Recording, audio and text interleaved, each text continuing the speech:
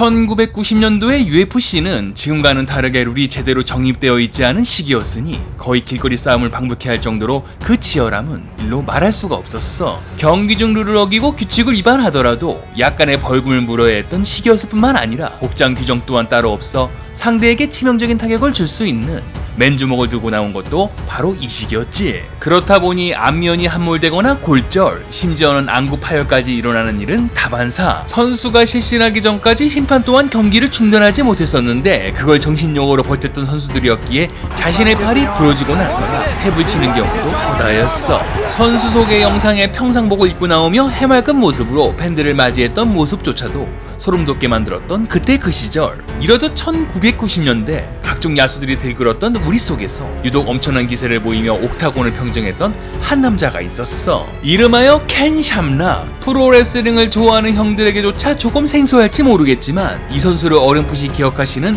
아재 형님들에게는 세상에서 가장 위험한 사나이로 추억될지 모르겠어. 그의 이런 무지막지함과 강한 정신력은 유년기 시절의 가정 환경과 관련이 있었지. 일찍이 부모를 여의며 세상에 홀로 남아 이곳저곳을 전전했던 한 소년. 이렇듯 아무 연고가 없던 소년은 이내 깊숙이 자리 잡은 분노를 가라앉지 못하며 삐딱한 행동으로 표출하게 되었어. 각종 범죄를 저지르거나 일을 치는 일들은 어느새 그의 일상생활이 된 지 오래였고 모두가 그의 무모함과 거친 행동을 이내 방관할 정도였지. 그러나 한창 청소년기로 넘어갈 시기에 한 남자가 그의 앞에 성큼 다가오게 되었으니 그 사나이는 바로 밥 샴락. 그는 이내 곧 밑바닥까지 떨어진 한 소년에게 따스한 온정을 안겨다 주었지만 반면에 더욱 혹독한 세상을 맛보게 했던 것 또한 바로 이때였어. 내면의 분노를 표출할 수 있었던 합법적인 방법, 바로 아들을 링 위로 올리기로 결정한 아버지 밥 샴락이었고 태어나 처음 겪게 되는 훈련의 고통은 과거의 자신의 행동으로 타인에게 아픔을 주었던 순간을 상기시키는 값진 시간이기도 하였어. 이후 격투기의 재능을 보이며 아버지의 응원과 함께 링의 파이터로서의 꿈을 키우게 된 켄 샴락. 일본의 전설의 선수인 스즈키 미노루에게 각종 기술을 배웠고 이후 얼마 지나지 않아 일본 슈파이터들을 모조리 평정하였으니 그의 기량은 이때카이 타고났다고 말할 수 있는 엄청난 수준이었어. 주먹으로 일본 본토를 평정했던 한 사나이는 이내 1993년 이때의 강자 호이스 그리시와 만나며 새로운 국면을 맞이하게 되었어. 하체 관절기에 능했던 켄 샴락. 그것을 여유있게 피하며 어느덧 켄의 상위 포지션을 점령했던 모습으로 서서히 자신을 옥죄고 파고들었던 모습은 어디서도 겪지 못했던 신선한 충격이었어. 1라운드 57초 만에 패배를 했던 충격적인 모습이었지만 아버지 밥 샴락의 응원과 함께 다시 일본으로 돌아와 다수의 간판 스타들을 꺾으며 명성을 드높인 사나이. 이후 1995년 4월 옥타곤에 맞서 호이스에게 재차 도전을 하였지만 서로를 너무 잘 알고 있던 라이벌 간의 대결은 36분이라는 시간을 모두 소진하고 나서야 우승을 기록하게 되었지. 이윽고 UFC에 변화된 룰에 맞서 호이스 그레이시가 UFC를 떠나게 되었고 켄 샴락은 이윽고 이때 챔피언 댄 세번을 단숨에 꺾어버렸으니 바야흐로 시작된 그의 독주를 막을 선수는 없을 것 같았어. 이때부터 미국과 일본을 왕래하며 양대 리그를 모두 제패하는 무시무시한 제왕으로 군림하게 되었으니 이것이 명실상부한 세상에서 제일 위험한 사나이의 위용이었어. 그러나 1997년 이렇듯 켄 샴락을 비롯한 유명 스타들에 의해 엄청난 인기를 끌었던 옥타곤에서도 어두운 그림자가 다가오고 있었어. 이때 미국 복싱 단체에서 그들의 잔인성과 폭력성에 대한 이슈를 터뜨리며 맹공을 퍼붓게 되었고 이내 정치권의 공화당까지 가세하며 미국 본토 내의 여론은 안 좋은 방향으로 들끓게 되었지. 그리하여 급기야는 방송금지 처분까지 받게 된 종합격투기 단체였고 그것은 UFC계의 사형 선고나 다를 게 없었을 정도였으니 그 타격은 정말 어마어마하였어. 이로 인해 UFC 시장의 열기는 급작스럽게 식었고 거기다 자신이 설립한 종합격투기 단체 라이온덴의 재정난 또한 심화되었으니 켄의 근심과 걱정은 날로 커지게 되었지. 1997년 WWF의 한 남자가 스타디움을 걸어 나오고 있었으니 팬들은 그를 보며 신선한 충격을 받을 수밖에 없었어. 그는 UFC의 황제이며 세상에서 제일 위험한 사나이 바로 켄 샴락. 마치 UFC를 보는 듯한 링의 특이한 자세와 그의 우람한 체격, 그를 제왕으로 만들었던 서브미션기 앵클라까지. 이렇듯 한 사나이의 등장은 각종 야수들이 들끓는 레슬링계를 뒤흔들어 놓기에 충분했어. 1998년 3월 레슬매니아 14에서 네이션 오브 도미네이션의 핵심 멤버 더락을 맞아 인터콘티넨탈 타이틀을 놓고 경합을 벌였으나 그 분노를 잡지 못하며 심판을 공격하는 모습으로 무자비한 기믹을 보이게 된 켄 샴락이었어. 이후 더락과의 앙숙 관계를 알리며 1998년 로얄 럼블에서 인터콘티넨탈 타이틀을 놓고 다시 각축을 벌였으나 더락의 장기에 밀리며 벨트 획득에 실패한 사나이. 더락과의 대결 이후에도 톱스타 스톤콜드와 만나 WWF 챔피언 전선에 뛰어들었으니 링의 가장 위험한 사내들 간의 뜨거운 대결은 팬들의 이목을 끌기에 충분했어. 이 둘의 공방은 가히 치열하다 말할 수 있었고 기어코 파괴의 형제 더락, 맨카인드까지 올라오며 아수라장이 된 별들의 전쟁은 켄이 명실상부한 메인 이벤터란 사실을 마치 입증하는 것 같았지. 이후 10월 드디어 엑스파크가 링에 올라 인터콘티넨탈 타이틀을 놓고 경합을 벌였고 이후 공포의 기술 앵클락이 적중하며 드디어 챔피언 타이틀을 획득한 위험한 사나이. 11월 앙숙이었던 더락과 다시 만나 체어샷이 오고 간 가운데 치열한 경기를 벌이며 뜨거운 격돌을 보여주었으니 이렇듯 화성같이 나타난 한 사나이의 활약은 눈이 부실 정도로 링을 뜨겁게 달구기에 충분했어.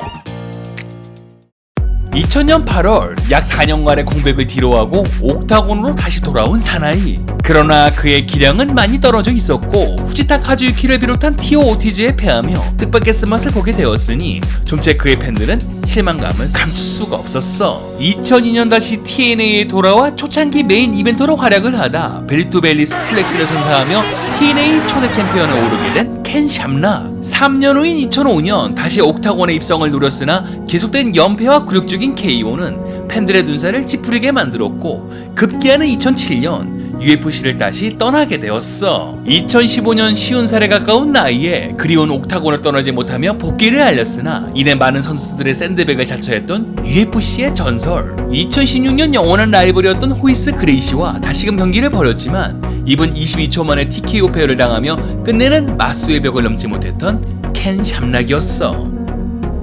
자신을 키워준 아버지 밥 샴락이 아니었으면 어두운 길거리를 전전했을 운명이었으니 이때까지 보살펴준 아버지를 무척 존경했던 사나이. 그의 동생 프랭크 샴락 또한 UFC 세계에서 엄청난 활약을 보였고 피 한 방울 섞이지 않은 형제였지만 너무 닮아도 닮은 두 선수를 정말 혈육으로 생각했던 팬들도 많을 정도였지. 그러나 1996년 형보다 실력적으로 우위를 보였던 이때의 스타 프랭크마저 라이온덴을 떠나며 이들의 관계는 악화되었고 이후 자신의 단체를 먹여 살리기 위해 프로레슬링에 입성하는 결정은 그리 쉬운 것도 아니었어.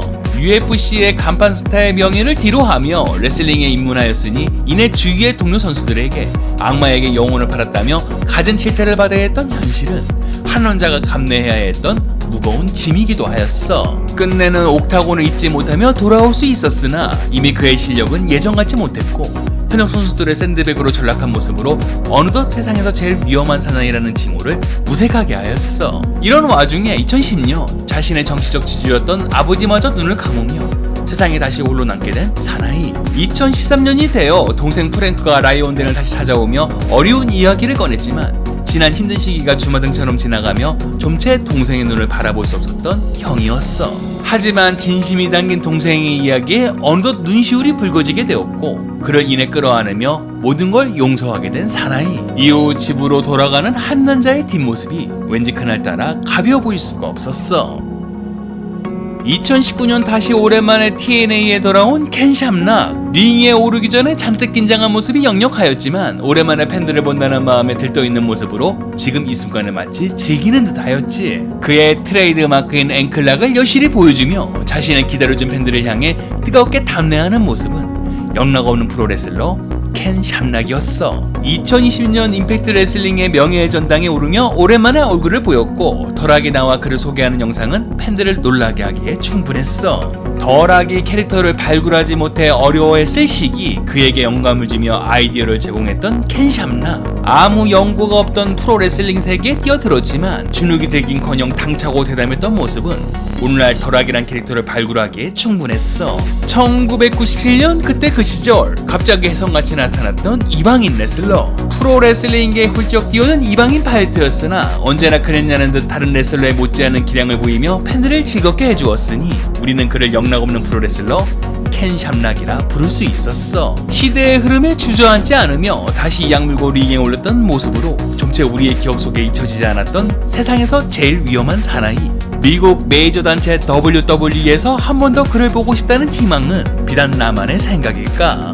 혜성처럼 나타나 우리에게 강렬한 즐거움을 주었던 프로레슬러 그리고 파이터 켄 샴락, 링 위에 기꺼이 올라 모든 것을 불태웠던 사나이 켄을 추억하며 이번 주 영상을 마무리하겠어. 세상에서 가장 위험한 사나이 켄 샴락에 대한 이야기나 좋아하는 레슬러 있으면 언제든지 댓글 달아주길 바래. 다음에도 형들이 좋아하는 레슬러로 찾아올게. 그럼 다음 시간까지 바이바이.